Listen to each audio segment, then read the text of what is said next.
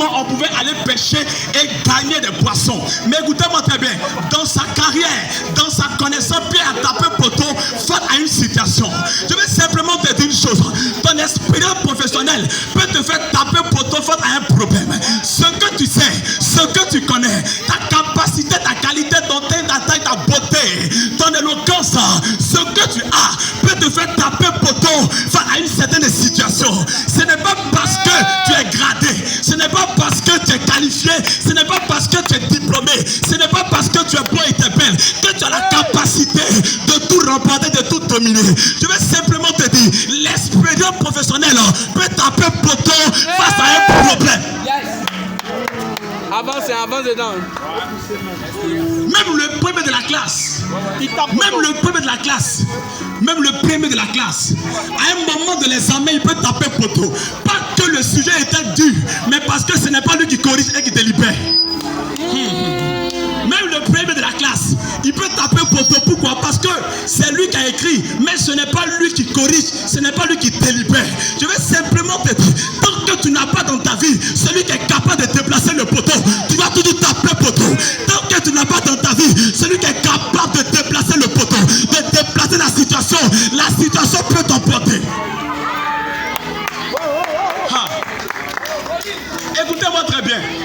Pierre pensait que, à cause de l'expérience qu'il avait, il pouvait triompher des réalités spirituelles. Écoutez, on peut te grader, mais la mort peut t'emporter. Tu peux être quelqu'un le plus beau, mais la mort peut t'emporter. La réalité spirituelle, c'est ce que tu vis réellement.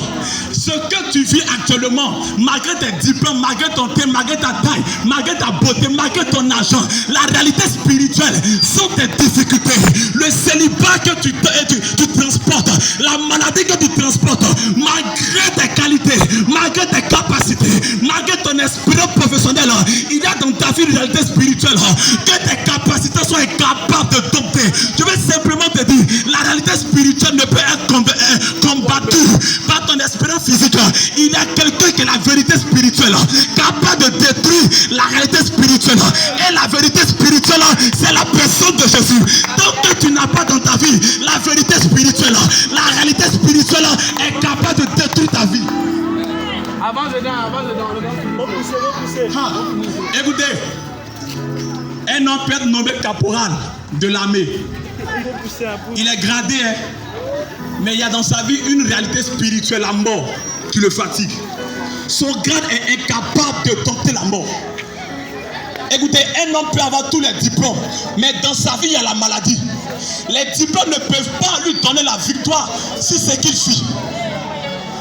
Un homme peut être nommé colonel. Ça, c'est son grade. Ça, c'est l'expérience professionnelle. Mais est-ce que l'expérience professionnelle est capable de dompter la réalité qu'il vit actuellement?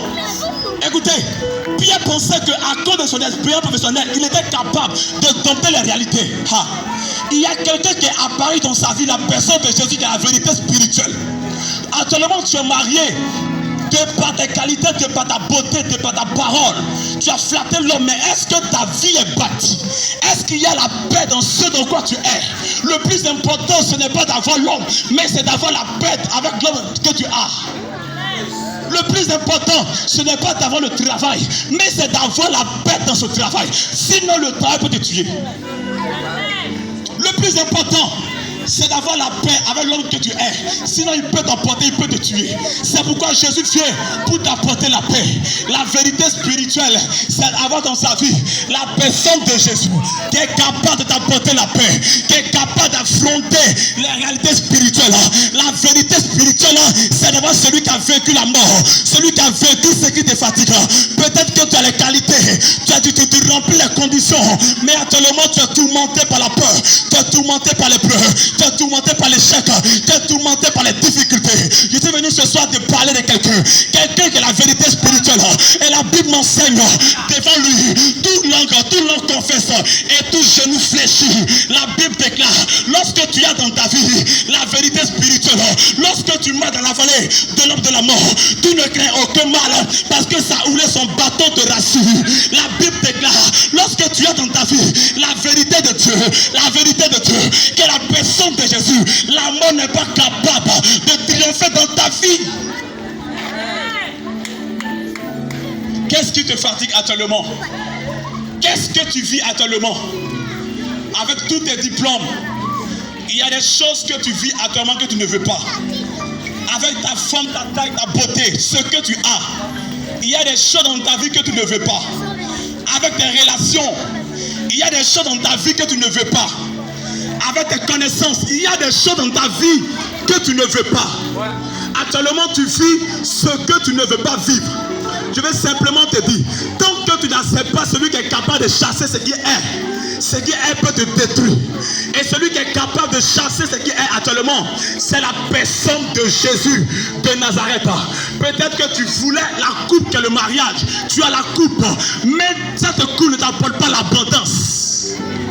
Écoutez-moi très bien. Tu peux avoir la coupe sans avoir la joie de la coupe. Tu peux remporter un trophée sans avoir la joie du trophée. Tu as besoin que ta tête d'abord soit remplie d'huile, que la présence de Dieu en toi, afin que ta joie soit parfaite. Parce que quelqu'un peut remporter une coupe aujourd'hui et demain mourir. Il n'a pas profité de la paix et la joie de la coupe qu'il a remportée. Je vais simplement te dire, lorsque Dieu te donne une coupe, il t'apporte l'abondance avec la coupe. Et la coupe que tu voulais sur le mariage, tu as ce mariage mais tu n'as pas la paix. L'abondance te manque ce soir. Je vais simplement te dire, tu as besoin d'une présence véritable, qui est la présence de Dieu en toi,